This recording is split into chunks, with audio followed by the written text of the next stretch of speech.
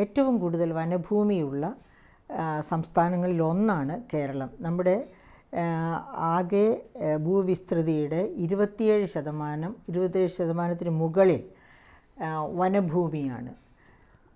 അതുകൊണ്ട് തന്നെ വന്യജീവി മനുഷ്യ സംഘട്ടനം ഓരോ ദിവസവും വർദ്ധിച്ചു വരികയാണ്. അതിൻ്റെ കഥകൾ എല്ലായ്പ്പോഴും നമ്മുടെ മുമ്പിലെത്താറുണ്ട്. പലപ്പോഴും മനുഷ്യജീവൻ തന്നെ നഷ്ടപ്പെടാറുണ്ട്. എങ്കിൽ തന്നെയും വന്യജീവികൾക്ക് സംഭവിക്കുന്ന ദുരന്ത കഥകളും നമ്മുടെ മുൻപിൽ എത്താറുണ്ട്. അരിക്കൊമ്പനും പടയപ്പയുമൊക്കെ നമ്മുടെ മുൻപിലുള്ള പ്രധാനപ്പെട്ട വനപ്രദേശങ്ങളിലെ കഥാപാത്രങ്ങളാണ്. ഇപ്പോൾ ഇതാ നമ്മുടെ മുൻപിലേക്ക് തണ്ണീർക്കൊമ്പനും എത്തിച്ചേർന്നിരിക്കുന്നു. തണ്ണീർക്കൊമ്പനെ പറ്റിയുള്ള കഥകൾ ഇന്നലെ വെളുപ്പിന് തന്നെ ഞാൻ എൻ്റെ വയനാട്ടിലെ വീട്ടിൽ എൻ്റെ സഹോദരിയുടെ വീട്ടിൽ നിന്ന് കേട്ടിരുന്നു. എൻ്റെ സഹോദരിയുടെ പറമ്പിൻ്റെ മുകൾ ഭാഗത്ത് വന്ന് ചക്കയൊക്കെ അടർത്തി ഭക്ഷിച്ച് കരിമ്പുമൊക്കെ കഴിച്ചാണ് തണ്ണീർക്കൊമ്പൻ അതായത് ശരിക്ക് നഗരപ്രാന്തത്തിൽ നിന്ന് നഗരഭാഗത്തേക്ക് കടന്നുപോയി എന്ന വാർത്തയാണ് ഞാൻ കേൾക്കുന്നത്. അതിനുശേഷം ഇത് ന്യൂസ് വെച്ചപ്പോൾ പിന്നെ ഇന്നലെ ഏകദേശം മുഴുവൻ സമയം ന്യൂസ് കവർ ചെയ്തത് തണ്ണീർക്കൊമ്പൻ്റെ അങ്ങോട്ടും ഇങ്ങോട്ടുമുള്ള പ്രയാണവും ഒക്കെയാണ്. അപ്പം ഞാനത് വളരെ കൗതുകത്തോടെയാണ് നോക്കിയിരുന്നത്. കാരണം എൻ്റെ ഭൂതകാലത്തേക്ക് കടന്നു പോയാൽ ഇതുപോലെയുള്ള കൊമ്പന്മാരെ വകവയ്ക്കാതെ അഥവാ ഭയന്ന് തന്നെയാണ് ഞാൻ എൻ്റെ എൻ്റെ ഹൈസ്കൂൾ ജീവിതത്തിൽ വീട്ടിൽ നിന്ന് നോർത്ത് വയനാട് കുറുവാദ്വീപിൻ്റെ അടുത്ത് നിന്ന് സൗത്ത് വയനാട്ടിൽ നടവയൽ വരെ ഏകദേശം 28 കിലോമീറ്റർ വളരെ കൂടുതൽ ദൂരവും ഇതുപോലെയുള്ള റിസർവ് വനമായിരുന്നു. അങ്ങനെ റിസർവ് വനത്തിലൂടെ നടന്നുപോയി പഠിച്ച ഞാൻ എന്ന കൊച്ചു പെൺകുട്ടിയെ എൻ്റെ മനസ്സിലേക്ക് തന്നെ തിരിച്ചു വന്നു. എത്രയോ പ്രാവശ്യം ഞാൻ എപ്പോഴും വഴിയിലൂടെ പോകുമ്പോൾ ആനയെ കാണരുതേ, കടുവയെ കാണരുതേ എന്നൊക്കെ പ്രാർത്ഥിച്ചു കൊണ്ടായിരുന്നു പോകുന്നത്. അപ്പുറത്തും ഇപ്പുറത്തും നോക്കാതെ സ്ട്രെയിറ്റായിട്ട് നോക്കി മാത്രം. അതായത് എവിടെയെങ്കിലും വന്യജീവികളെ കണ്ടാലോ എന്ന് ഭയന്നാണ് അങ്ങോട്ടും ഇങ്ങോട്ടും നോക്കാതെ നേരെ നോക്കി യാത്ര ചെയ്തിരുന്നത്. അപ്പോഴും ഒന്നുകിൽ പ്രാർത്ഥിച്ചുകൊണ്ട് അല്ലെങ്കിൽ വായിച്ചുകൊണ്ട് ഇങ്ങനെയായിരുന്നു. എൻ്റെ പുറകെ ആന ഓടിക്കുന്നു എന്ന് പറഞ്ഞ് വന്ന ആദിവാസികളെ കണ്ട് ഞാനും അവരോടൊപ്പം ഓടിയിട്ടുണ്ട് മുൻപോട്ട്. അതുപോലെ തന്നെ ആന കുത്തി മരിക്കാറായ ആൾക്കാരെ ആശുപത്രിയിലേക്ക് പടങ്ങിലെടുത്തു കൊണ്ടുപോകുന്നതും ഞാൻ കണ്ടിട്ടുണ്ട്. അവരുടെ ഡെഡ് ബോഡി തിരിച്ചു കൊണ്ടുവരുന്നതും കണ്ടിട്ടുണ്ട്. അപ്പോൾ ആന എനിക്കന്ന് ഒരു പേടി സ്വപ്നമായിരുന്നു. പക്ഷേ ഒരിക്കൽ പോലും എനിക്ക് ആനയെ മുഖാമുഖം കാണേണ്ടി വന്നിട്ടില്ല.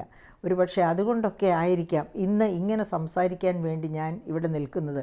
ആ കാലഘട്ടം എനിക്ക് സമ്മാനിച്ച ധൈര്യം അത് അത്യപൂർവമായ ധൈര്യമാണ്. എന്തിനേയും ഫേസ് ചെയ്യാനുള്ള ധൈര്യമാണ് എനിക്ക് ആ യാത്രകൾ കൊണ്ട് നേടിത്തന്നത്. അപ്പോൾ അന്നൊന്നും എനിക്ക് ഒരു പ്രശ്നവും ഉണ്ടാക്കാതിരുന്ന കൊമ്പന്മാർ ഇപ്പോഴാണ് ആ നാട്ടിൽ വലിയ പ്രശ്നങ്ങൾ ഉണ്ടാക്കുന്നതായി കാണുന്നത്. അന്ന് ജനവാസ കേന്ദ്രത്തിലേക്ക് അവർ വളരെയൊന്നും വരുമായിരുന്നില്ല. വല്ലപ്പോഴുമൊക്കെ, അതായത് കാട്ടിൽ ജലമില്ലാതെയാകുമ്പോൾ, കാട്ടിൽ ഭക്ഷിക്കാനുള്ളതൊന്നും ഇല്ലാതെയാകുമ്പോൾ മാത്രമാണ് അവർ നാട്ടിലേക്ക് കടന്നു വന്നിരുന്നത്. പക്ഷേ ഇപ്പോഴങ്ങനെയല്ല. എന്തുകൊണ്ടാണ് ഈ വന്യജീവികൾ ഇപ്പോൾ നാട്ടിൻപുറത്തേക്ക് വരുന്നത്? നാട്ടിൻപുറത്തേക്ക് വരുന്നതിൻ്റെ പ്രധാനപ്പെട്ട കാരണം തന്നെ കാട്ടിൽ ജലവും ഭക്ഷണവും ഇല്ല എന്നത് തന്നെ. നിങ്ങളൊക്കെ കേട്ടിട്ടുണ്ടാവും മുത്തങ്ങ എന്ന വന്യജീവി സംരക്ഷണ കേന്ദ്രത്തെപ്പറ്റി, ഭാഗത്തെപ്പറ്റി. അതായത് മുത്തങ്ങയുടെ പ്രസക്തി എന്താണ്? അതായത് പശ്ചിമേഷ്യയിലെ ഏറ്റവും വലിയ എലിഫൻറ്റ് സഫാരി എന്ന് വെച്ചാൽ ആനകൾ ജലം നോക്കി യാത്ര ചെയ്യുന്ന പാത, അതാണ് മുത്തങ്ങ വഴി നൂൽപ്പുഴയിലേക്ക് കടന്നു പോകുന്നത്.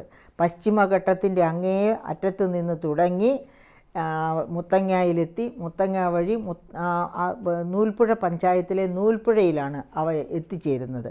എന്താണ് നൂൽപ്പുഴയുടെ പ്രത്യേകത?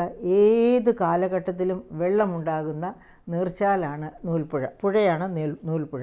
അപ്പോൾ അവിടെ വെള്ളം കുടിക്കാനായിട്ട് പശ്ചിമഘട്ടത്തിൻ്റെ അങ്ങേ അറ്റത്തുനിന്ന് മുതൽ വേനൽക്കാലങ്ങളിൽ ആന വരും. അങ്ങനെയാണ് മുത്തങ്ങ എന്ന ആനത്താരി, എലിഫൻറ്റ് പാസ് ഉദയം ചെയ്യുന്നത്. ആ മുത്തങ്ങയോട് വളരെ അടുത്തൊന്നും അല്ല. സത്യം പറഞ്ഞാൽ മുത്തങ്ങ തെക്കേ വയനാട്ടിലാണ്, ഈ പറയപ്പെട്ട മാനന്തവാടി വടക്കേ വയനാട്ടിലാണ്. അപ്പോൾ ഇത് കർണാടകത്തോട് ചേർന്ന് കിടക്കുന്ന ഹാസൻ എന്ന് പറഞ്ഞ കർണാടകത്തിലെ സ്ഥലത്തോട് കുറച്ച് അടുപ്പം പുലർത്തുന്ന മേഖലയാണ് മാനന്തവാടി എന്ന് പറയുന്നത്. അവിടേക്ക് ഇങ്ങനെ ഒരു തണ്ണീർക്കൊമ്പൻ എത്തിച്ചേരുന്നു. ആ തണ്ണീർക്കൊമ്പൻ ഇന്നലെ മുഴുവനും അവിടെ ആദ്യമൊക്കെ വളരെ എന്താ പറയുക, ഒരു പ്രശ്നങ്ങളും ഇല്ലാത്തതുപോലെ, വളരെ ഭയമോ ഒന്നുമില്ലാത്തതുപോലെ അങ്ങോട്ടും ഇങ്ങോട്ടും നടക്കുന്ന ഒരു രസകരമായ അവസ്ഥയായിരുന്നു. പക്ഷേ പിന്നെ ആയപ്പോഴത്തേക്കും തണ്ണീർക്കൊമ്പൻ പ്രശ്നങ്ങൾ ഉണ്ടാകുന്നു എന്ന് തോന്നുമായിരുന്നു കാഴ്ചക്കാർക്ക് പോലും. കാരണം അവൻ മണ്ണ്, ചാണകം മുതലായവയൊക്കെ വാരി ദേഹത്ത് വിതറി. നമ്മൾ കണ്ടു, അവനെ വണ്ടിയിൽ കയറ്റി കഴിഞ്ഞപ്പോഴേക്കും അവൻ്റെ ദേഹം മുഴുവനും ഒരു മണ്ണ് കൂമ്പാരം പോലെ, അതായത് മൺകൂന പോലെ ആയിത്തീർന്നിരുന്നു.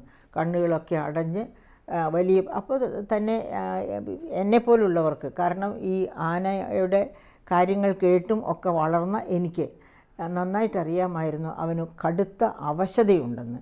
ആ അവശതയിലൂടെ ഇവനെ മയക്കുവെടി വയ്ക്കുമ്പോൾ എന്താണ് സംഭവിക്കുക എന്നൊക്കെ ഇവിടെ ഈ തിരുവനന്തപുരത്തിരുന്ന് ടി വിയിലൂടെ ഞാൻ കണ്ട് ആശങ്കപ്പെട്ടിരുന്നു.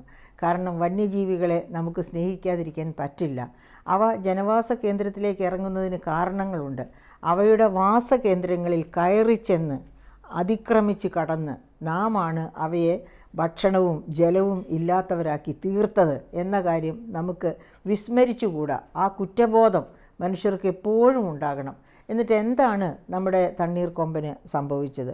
അവനെ വണ്ടിക്കകത്തേക്ക് ബലം പ്രയോഗിച്ച് കയറ്റുന്നു. അങ്ങനെ കയറി കഴിയുമ്പോൾ തന്നെ അവൻ അതീവ അവശനായിരുന്നു.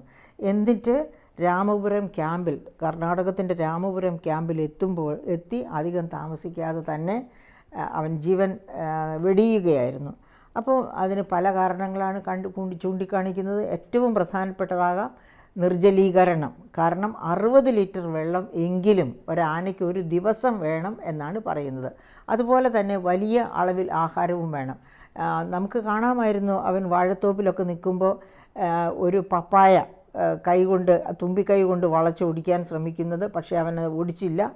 വാഴയുണ്ടായിരുന്നു, വാഴ അവന് ഇഷ്ടഭോജ്യമാണ്. പക്ഷേ വാഴ അവൻ മുറിച്ച് തിന്നില്ല. അപ്പോഴൊക്കെ എനിക്ക് അത്ഭുതം തോന്നുന്നുണ്ട്, എന്തുകൊണ്ടാണ് വാഴ അവൻ എടുത്ത് പൊട്ടിച്ച് കഴിക്കാത്തത് എന്ന അത്ഭുതമുണ്ടായിരുന്നു.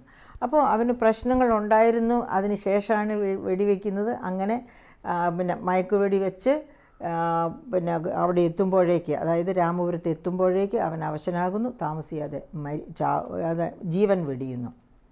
അപ്പോൾ ഈ വന്യജീവിയെ പറ്റി ആലോചിക്കുമ്പോൾ, അതുപോലെ വന്യജീവികളുടെ ആക്രമണമേറ്റ് മരിക്കുന്ന മനുഷ്യരെ പറ്റി ആലോചിക്കുമ്പോൾ, വന്യജീവി മനുഷ്യ സംഘർഷം വളരെ ആശങ്കാജനകമായി വർദ്ധിച്ചുകൊണ്ടിരിക്കുന്ന കാലഘട്ടത്തിൽ എന്തുകൊണ്ടാണ് ഇതിനൊരു പ്രതിവിധി കാണാനായിട്ട് ശക്തമായ നടപടികളുമായി നമ്മുടെ ഭരണകൂടം മുൻപോട്ട് വരാത്തത് എന്നതാണ് നമുക്ക് ഏറ്റവും വലിയ ആശങ്ക നൽകുന്നത്.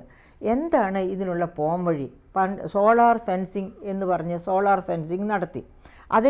സോളാർ ഫെൻസിങ്ങിന് മുൻപേ ട്രഞ്ച്, അതായത് ആനകൾ ജനവാസ കേന്ദ്രത്തിലേക്ക് കടന്നു വരാതിരിക്കാനുള്ള വലിയ തോട് പോലെ, അതായത് വീതി കുറഞ്ഞ, അതാണ് ട്രഞ്ച് എന്ന് പറയുന്നത്. അപ്പോൾ അവയ്ക്ക് ചാടിക്കിടക്കാൻ പറ്റില്ല, ഇറങ്ങി കയറി വരാനും പറ്റത്തില്ല. അത്ര ആഴമുള്ള ട്രഞ്ചുകൾ അത് വയനാട് ജില്ലയിൽ മിക്കവാറും ഭാഗത്ത് ഉണ്ടാക്കിയിരുന്നു. പക്ഷേ ട്രഞ്ചുകളുടെ പ്രശ്നം എന്താണ്? ട്രഞ്ചുകൾ വളരെ താമസിയാതെ തന്നെ മനുഷ്യരെപ്പോഴും വനത്തിനുള്ളിലേക്ക് പോയിക്കൊണ്ടിരിക്കും. വിഭവങ്ങൾ മോഷ്ടിക്കാനായി, അതുപോലെ അവർക്ക് വീട് വയ്ക്കാനുള്ള തടിയെ, ഇങ്ങനെയുള്ള സാധനങ്ങൾക്കൊക്കെയായിട്ട് പല ആവശ്യങ്ങൾക്ക് വേണ്ടി തേൻ ശേഖരിക്കാൻ തൊട്ട് വനത്തിൽ നിന്ന് ലഭ്യമാകുന്ന പല ഫലമൂലാദികളും സംഭരിക്കാൻ, ഇങ്ങനെയൊക്കെ പല ആവശ്യങ്ങൾക്ക് വേണ്ടി മനുഷ്യർ കാട്ടിലേക്ക് പോകുന്നു. അതുപോലെ തന്നെ കാട്ടുമൃഗങ്ങൾ നാട്ടിലേക്ക്, അങ്ങനെ ചവിട്ടി ട്രഞ്ച് ഉണ്ടാക്കുന്നതൊക്കെ കാലക്രമേണ നഷ്ടപ്പെടും. പക്ഷേ അതിന് പകരം ട്രഞ്ച് കോൺക്രീറ്റ് ചെയ്താൽ ഒരു പക്ഷേ കുറേയും കൂടി നന്നായിരിക്കും. പക്ഷേ ഈ നേരെ മറിച്ച് അതിന് പകരമായിട്ട് ട്രഞ്ചിനോടൊപ്പം തന്നെ സോളാർ ഫെൻസിങ്, ട്രഞ്ച് ഇല്ലാത്തടത്ത് സോളാർ ഫെൻസിങ് കൊണ്ടുവന്നു. പക്ഷേ ടസ്കേഴ്സ്, ആനകൾ, കൊമ്പന്മാർ അവരുടെ കൊമ്പ് കൊണ്ട് തന്നെ ഈ സോളാർ ഫെൻസിങ് തട്ടിത്തെറിപ്പിച്ച് ദൂരെ കളഞ്ഞ് സുഖമായിട്ട് അപ്പുറം ഇപ്പുറം പോകുന്ന കാഴ്ചകൾ മനുഷ്യർ നമുക്ക് കാണേണ്ടി വന്നു. അപ്പോൾ ഈ സോളാർ ഫെൻസിങ് ഇതിന് പ്രയോജന പരിഹാരമല്ല എന്ന് അതോടുകൂടി മനുഷ്യർ മനസ്സിലാക്കുന്നു. പിന്നെ എന്താണ് ചെയ്യാൻ പറ്റുക? കർണാടക ഗവൺമെൻറ് ഗുണ്ടൽപേട്ട്, അതായത് ഗുണ്ടൽപേട്ട് എന്ന് പറയുമ്പോൾ കേരളത്തിൻ്റെ കർണാടക അതിർത്തി, അതായത് കാട്ടിക്കുളം വഴിയുള്ള കർണാടക അതിർത്തിയിൽ കഴിഞ്ഞ് ഇത്തിരി അങ്ങ് ചെല്ലുമ്പോഴാണ് ഗുണ്ടൽപേട്ട്.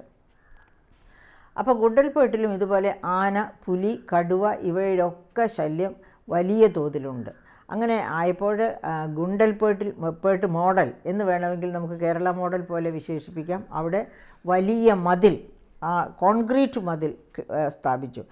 അപ്പോൾ കോൺക്രീറ്റ് മതിൽ സ്ഥാപിച്ചു എന്ന് പറഞ്ഞാൽ ചൈനീസ് മതിൽ പോലെ, പഴയ ചൈനീസ് വൻമതിൽ പോലെ വലിയ മതിലാണ് അവർ സ്ഥാപിച്ചത്. അങ്ങനെയാകുമ്പോൾ ഒരു തരം വന്യജീവിക്കും അപ്പുറം ഇപ്പുറം കടക്കാൻ ഒക്കില്ല. അങ്ങനെയാകുമ്പോൾ മനുഷ്യജീവിതവും അതുപോലെ തന്നെ വന്യജീവി ജീവിതവും ഒരു പരിധി വരെയെങ്കിലും ആശ്വാസകരമായി തീരും. അപ്പോൾ എന്തുകൊണ്ടാണ് കേരളം ആ ഗുണ്ടൽപേട്ട് മോഡൽ ഇവിടെ ആവർത്തിക്കാത്തത്?